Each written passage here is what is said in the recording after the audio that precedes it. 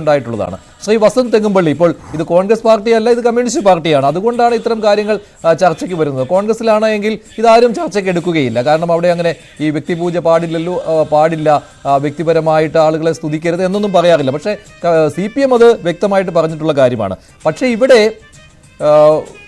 മുഖ്യമന്ത്രി ഇന്നലെ ഇങ്ങനെ പറഞ്ഞുവെങ്കിലും, ഈ വ്യക്തിപൂജയുടെ കാര്യം പറഞ്ഞുവെങ്കിലും, ഇന്ന് പക്ഷേ അതൊരു സ്തുതി പാടിയതൊന്നുമല്ല. ഇത് ഈ ഭരണകർത്താവ് എന്ന നിലയിൽ അദ്ദേഹത്തിൻ്റെ സേവനങ്ങൾ അതെടുത്തു പറഞ്ഞു എന്ന് കവി പറയുന്നത്, അതിനെ ആ സ്വാതന്ത്ര്യത്തിൽ എടുത്താൽ മതി എന്ന് ഹസ്കർ ഇവിടെ പറയുമ്പോൾ അതിനെ ഏത് രീതിയിൽ താങ്കൾ മറുപടി നൽകും? ശ്രീ മഞ്ജുഷ്, ഞാൻ ആദ്യം ഈ കവിത കേട്ടപ്പോ, രാവിലെയും ഇന്നലെ വൈകിട്ടുമൊക്കെയായി നിങ്ങൾ ഈ കവിത ഏറെ ചെയ്തപ്പോ ഞാൻ ഓർത്തത് നെടുമങ്ങാട് ഈ പറയുന്ന ഭാഗത്തുള്ള ഏതോ ഒരു കോൺഗ്രസ്സുകാരൻ ഈ മുഖ്യമന്ത്രിയെ ട്രോളി ഒരു കവിത എഴുതിയതാണ് എന്നാണ്. ഉടനെ തന്നെ ഞാൻ നെടുമങ്ങാടുള്ള എന്റെ സഹപ്രവർത്തകരെ വിളിച്ചു ചോദിച്ചു, ആരാണ് ഈ ചിത്രസേനൻ? അപ്പോ അവര് പറഞ്ഞു, അത് നമ്മുടെ കോൺഗ്രസ്സുകാരനല്ല. അപ്പൊ ഞാൻ ഓർത്ത് ഇനിയിപ്പോ വല്ലോ മനവിഭ്രാന്തിയും മൂത്ത് അങ്ങനെയുള്ള ഒരാളാണ്. അപ്പൊ അങ്ങനെ അന്വേഷിച്ചപ്പോ അങ്ങനെയല്ല, ഇയാൾ കമ്മ്യൂണിസ്റ്റ് ആണ്. അതായത് SFI കാലം തൊട്ട് ഇങ്ങനെ എന്താ പറയുന്നത്, മെയ്ഡ് ചെയ്യപ്പെട്ട ഒരു മെയ്ഡ് ബോൺ കമ്മ്യൂണിസ്റ്റ് ആണ്. അപ്പം അതിൽ അതിശയിക്കാനൊന്നുമില്ല, അവരിങ്ങനെയൊക്കെ പറയും. ഇനി രണ്ടാമതൊരു പ്രശ്നമുണ്ട് ഈ കവിതയുമായി ബന്ധപ്പെട്ട്. ഈ കവിത അവിടെ പാടുന്നു എന്നത് നേരത്തെ ഹസ്കർ പറഞ്ഞല്ലോ, അങ്ങനെ ഒന്ന് കേട്ട് കോൾമയിർ കൊള്ളുന്ന ആരല്ല പിണറായി വിജയൻ എന്ന് പറഞ്ഞാൽ, ശ്രീ ഹസ്കർ, ഈ കവിത ഇന്നലെ തന്നെ വിവിധ മാധ്യമങ്ങളിൽ എയർ ചെയ്യപ്പെട്ടിരുന്നു. ഇന്ന് രാവിലെ, അതായത് നിങ്ങളുടെ മുഖ്യമന്ത്രി യോഗത്തിൽ പങ്കെടുക്കുന്നതിന് തൊട്ട് മുമ്പ് മുഖ്യമന്ത്രിയുടെ ശ്രദ്ധയിൽ ഈ കവിത എത്തിയിട്ടുണ്ട്. എന്നിട്ടും എന്തുകൊണ്ടാണ് ഞാൻ ആ പരിപാടിയിലേക്ക് പങ്കെടുക്കാൻ വരുമ്പോ ഇത് ആ കവിത അവിടെ ആവശ്യമില്ല, അത് അനാവശ്യ വിമർശനങ്ങളിലേക്ക് വഴിവെക്കും, അത് പാർട്ടിക്ക് ഗുണം ചെയ്യില്ല, തനിക്ക് തന്നെ ഗുണം ചെയ്യില്ല എന്ന് മനസ്സിലാക്കാൻ തളരാത്ത ആളാണ് മുഖ്യമന്ത്രി പിണറായി വിജയൻ. അത് താങ്കൾക്ക് അറിയാമല്ലോ.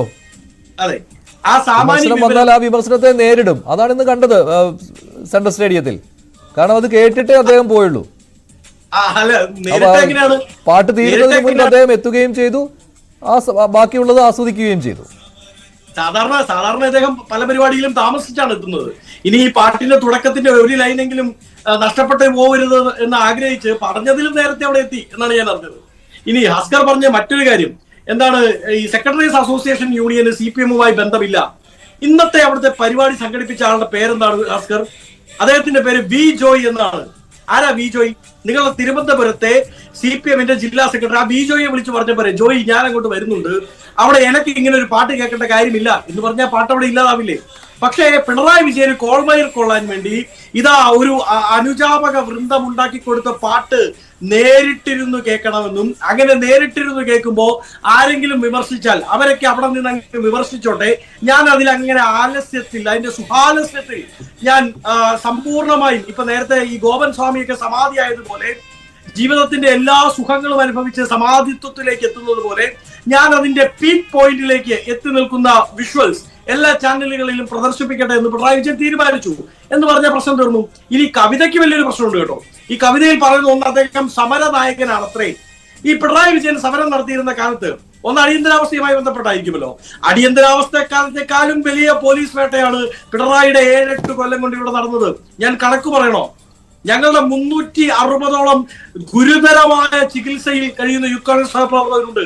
കണ്ണു നഷ്ടപ്പെട്ടവർ, നട്ടെല്ലിന്റെ ബോൺ നഷ്ടപ്പെട്ടവർ. നിങ്ങളുടെ പോലീസ് വേട്ടയിൽ മുഖ്യമന്ത്രിയുടെ മുമ്പിൽ വെച്ച് തന്നെ യൂത്ത് കോൺഗ്രസ് സഹപ്രവർത്തകരെ മുഖ്യമന്ത്രിയുടെ ഗൺമാൻ വടിയുമായി ഇറങ്ങി ലാത്തിക്ക് തല്ലുന്നത് കണ്ടിട്ട് അതിനെ ന്യായീകരിക്കാൻ ഇറങ്ങി പുറപ്പെട്ട ആൾക്ക് ഞാൻ പണ്ട് അടിയന്തരാവസ്ഥക്കാലത്ത് വാഴ്ത്തുപാട്ടിനെ താങ്കൾ ചോദ്യം ചെയ്യേണ്ട. അതാ ആ പറയുന്നയാള് നേരത്തെ ആ ചിത്രസേനൻ എന്നയാൾ എഴുതിയല്ലോ, ആ ചിത്രസേനന്റെ പാട്ടിനെ നമ്മൾ അവലോകനം ചെയ്യുന്നത് പോലെ ആയി പോകും. അത്രയ്ക്ക് അതിന്റെ ആവശ്യം ഉണ്ടെന്ന് തോന്നുന്നില്ല. അദ്ദേഹം പറഞ്ഞ ഒരു വാചകമാണ് അതിനകത്ത് ഭയങ്കര തമാശയായിട്ട് തോന്നുന്നത്. അതാണ് ഇവിടെ ഷാജഹാൻ പറഞ്ഞത്, നേരത്തെ ഇവിടെ കേൾപ്പിച്ചതും. വിദേശത്ത് പോയി പണം പിരിച്ചെന്നാണ്, സമ്പത്ത് കൊണ്ടുവന്ന് കേരളത്തിലെ ജനങ്ങളെ സേവിച്ച ഒരാളാണ് മുഖ്യമന്ത്രി പിണറായി വിജയൻ എന്ന്. അപ്പോൾ ആ ആരാധന അതിന്റെ അങ്ങേ തലത്തിൽ എത്തിയിരിക്കുകയാണ്. അപ്പോൾ അത് ആ ഓരോ വാക്കുകളിലും പ്രതിഫലിച്ചിട്ടുമുണ്ട്. ശ്രീ മഞ്ജുഷ്, അടങ്കൽ തുക അപ്പാടെ അടിച്ചു മാറ്റിയൊരു അഴിമതി ഇന്ത്യ രാജ്യത്തുണ്ടെങ്കിൽ അതിന്റെ പേര് ലാവ്ലിൻ എന്നാണ്.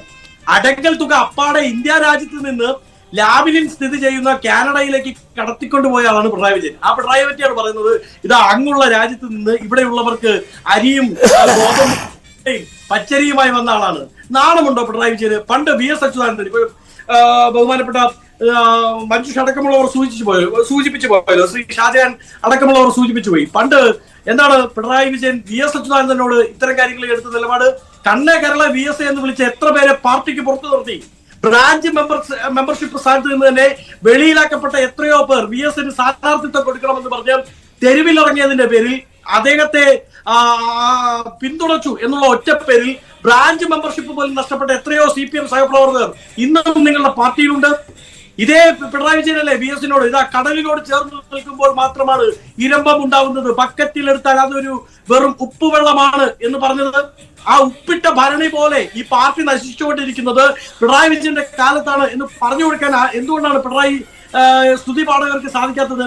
PJ ആർമി എന്ന് പറഞ്ഞ് ഫേസ്ബുക്കിൽ ഒരു ഫേസ്ബുക്ക് പേജ്, അത് 437 പേരാണ്ട് ലൈക്ക് ചെയ്തിട്ടുള്ളായിരുന്നു. 437 പേര് ലൈക്ക് ചെയ്ത ഒരു ഫേസ്ബുക്ക് പേജ് ഉണ്ടായപ്പോ തനിക്ക് പകരം ഒരു പ്രതിഷ്ഠ ഇതാ ഈ അമ്പലത്തിൽ സ്ഥിതി ചെയ്യാൻ പോകുന്നു, അവിടെ കൂടുതൽ പൂജ ഉണ്ടാകുമോ എന്ന് പേടിച്ച് വിറളിമുണ്ട് PJ രാജനെതിരെ സ്റ്റേറ്റ്മെന്റ് ഇറക്കാൻ വേണ്ടി തന്റെ വെട്ടിക്കുള കൂട്ടത്തെ പറഞ്ഞു വിട്ട ആളല്ലേ പിണറായി വിജയൻ? നാണമുണ്ടോ? അഡ്വക്കേറ്റ് BN ഭാസ്കർ, ഈ സെക്രട്ടേറിയറ്റ് എംപ്ലോയീസ് അസോസിയേഷന്റെ ഈ മന്ദിരം ഉദ്ഘാടന ചടങ്ങിൽ ഇങ്ങനെ